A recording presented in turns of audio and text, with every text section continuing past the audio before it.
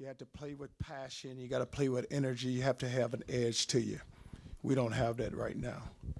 We go into the off season. It's always great. Now the season's over. Now and there's nothing great about it, but the season's over. So now we're going to the off season. You see, we have a lot of work to do. Got to get better on offense. There's no playmakers. You look at the quarterback position. You got to get better with the offensive line.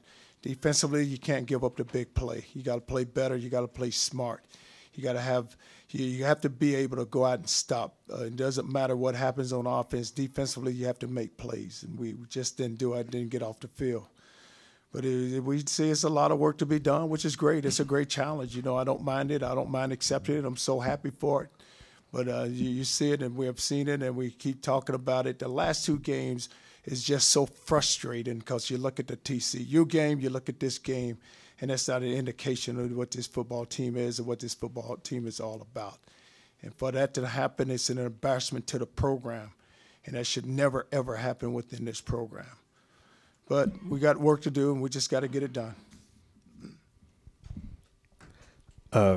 Coach, it seemed like you and Coach Bielema had a really intense handshake at the end of the game. Can you say what that was about, or did it have anything to do with that horns down symbol? No, I had nothing to do with that. Hell, I mean, I got beat, so what am I going to do? Go over and just talking to have, tell jokes?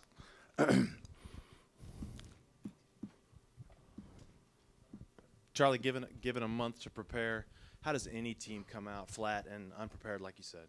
It's a mystery to me, and it should never happen. But you know what happens too when you go out and you practice for that long, guys. You have to go out and practice, and you just don't go through the motion. You don't act like you don't want to be there. But I think that it just the way that we like to get things done. I don't know if they were kind of used to the way I like to do things, and so that's probably a part of it. Charlie, what could you have done different offensively? Or just execute. We didn't execute on offense, and what happens if you watch it so much? When we have one bad play, it leads to another bad play, and it's like we can't regain our focus. We can't get back on track, and then it just nobody's making a play. We're not blocking anybody. We're not running the ball. We're not protecting the quarterback. But there's no playmakers. Charlie, I know you say it's about more than just one position, and it is, but is the quarterback position open heading into next year? Well, we know this. We got to get better at that position. We got a young man committed, and you'd like to go get another one if we can. But so it's going to be a competition there. It's going to be competition at all positions. I mean, where can we lay our hat on right now? Coach, with what was happening on offense today, what kind of adjustments were you trying to make throughout this game, and what was Arkansas doing to make it difficult? It's about execution. It's not what another team does to you. It's what you do to yourselves. And you look at, we go out there the first drive. We get a penalty to start the ball. Number one, the ball is punted, and we don't feel the ball. And then you get backed up right away. You get a motion penalty, and then all of a sudden you get behind the chains, and you can't get behind the chains. When you're playing a good football team, it can't be 1st and 15. It's got to be you got to get it to second, and you got to be able to manage it down, and we weren't able to manage them. Coach, over here on your left, what do you think Arkansas's defense? What made them so effective? Well, they played well on defense. You got to give it to them. Their team was prepared to go play, and they did a great job on offense too. But and like I said, I never think it's anybody else. I think that we create our own mistakes, and we're the one that cause things to happen. You look at the fumble for a touchdown. We go to hand the ball off. It's a wide zone play. We don't place the ball on the hip. A defensive lineman comes clean, and then all of a sudden the ball is on the ground, and we don't fall on it. They fall on it for a touchdown. Coach, what do you or your staff members say to the offensive guys when it appears that they've lost confidence in the quarterback? Well, I don't think they've lost confidence in the quarterback. I mean, they have to look at themselves, too. He's not the only one out there. I mean, who else is making plays? I know the ball is in his hand. When he play well, he gets a lot of praise. Play bad, he gets criticized a lot. But it's not only him. I mean, it's 11 guys on the field, and it's not just one particular position. And I don't ever look at it like that. I know he can play a lot better, but also we can run the ball. We can block better. We don't block anybody either. So, I mean, if I'm sitting back there at quarterback, nobody's blocking for me, then you can lose a little confidence. But you got to have confidence in, all 11 guys got to have confidence in each other. Charlie, what's the message to the players coming back in the spring after this performance? Well, it'd be a strong message. I just ain't really thought about it now. I just don't want to say something to them that I may regret later. But the message it'll be very clear to them. Charlie, are you in on any veteran quarterbacks, be it a transfer junior college player that could come in and help immediately next year? Well, we're done with right now with the at mid-semester, so no one. When those quarterbacks talk about they want to leave, that doesn't usually happen until they graduate. Coach Strong, this is about as frustrated as we've seen you out here. You really weren't expecting this, were you?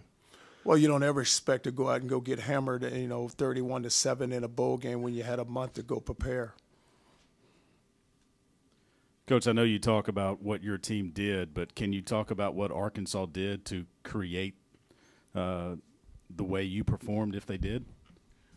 No, I mean, I'm not taking anything away from Arkansas. I think he had his team. They were prepared to go play, and they played well. You look at Allen, he made some really good throws there. The ball, we're down. And he makes a big throw on our corner. He let the receiver get behind him, but still the ball hung. Just go up and make a play on it. If anything, knock the ball down. We knew that we had to go into the game and go stop the run, but they were able to make some throws on us and just not being smart, just not executing. And then, you look at us on offense, and we knew they were a pressure team. We knew that they're up front. They could create pressure, and their two outside ends were good, outstanding rushers, could put pressure on us. But still, though, just go block them. And at the end of the day, it's about blocking and tackling. It's about making plays. But I don't want to take anything away from them. But also, we have to execute, and we didn't execute. Coach, I know you'll say it's not just on Tyrone. So why hasn't the offense really progressed with him under center? They only had 59 yards today. So why, with him as their leader, have they not just rallied and played better throughout this year? Well, I mean, you look at it, you're right. We only had 59 yards tonight and just didn't play well. But, throughout the season, we had some games where we had some moments where we did play well on offense. But it comes down to it, too, that you have to have playmakers, and you have to have guys up front. Everything starts when you look at a football team. It starts with the offensive line and the defensive line. If you can't move people on the offensive line, if you can't create seams in the defense, allow the running backs to go run the ball, and then you protect the quarterback when we drop back to throw it, you're going to have issues, and that's what we had. On defense, the defensive front's got to play well, which we've done all season long. But it's just, we talk about the quarterback because the ball is in his hands a lot, and we know that and we see that, and he doesn't always make the perfect throws. But also, you got to have somebody around him who can help him out sometimes. Charlie, first, do you expect Malcolm Brown to come back next year? And second, you talked so much about the seniors and sending them out the right way. Did you get the sense those guys were dialed in, or did you get the sense they had maybe moved on a little bit?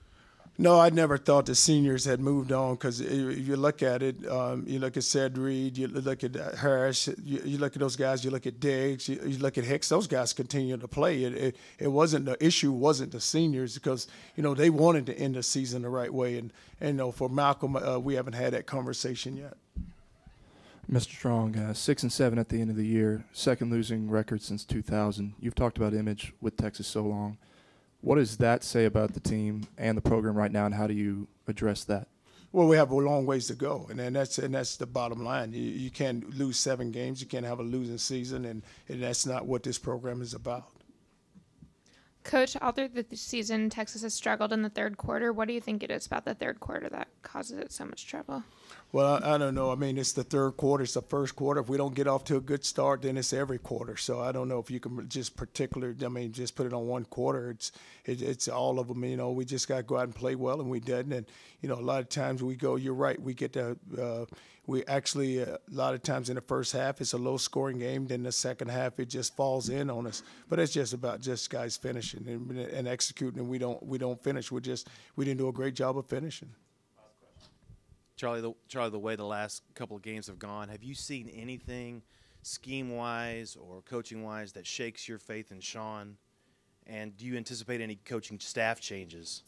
going No, forward? I've been with Sean for this is our 5th year, so I don't see anything that scheme-wise or anything that has anything to do with him. At the end of the day, guys, we've got to do a better job of recruiting. We got to get the right players in here, and it's about as a coach, we have to do a better job of coaching too. We didn't do a great job of coaching this year, and I told our coaches that. I said for us now that I was talking about 6. Now you go lose 7 games.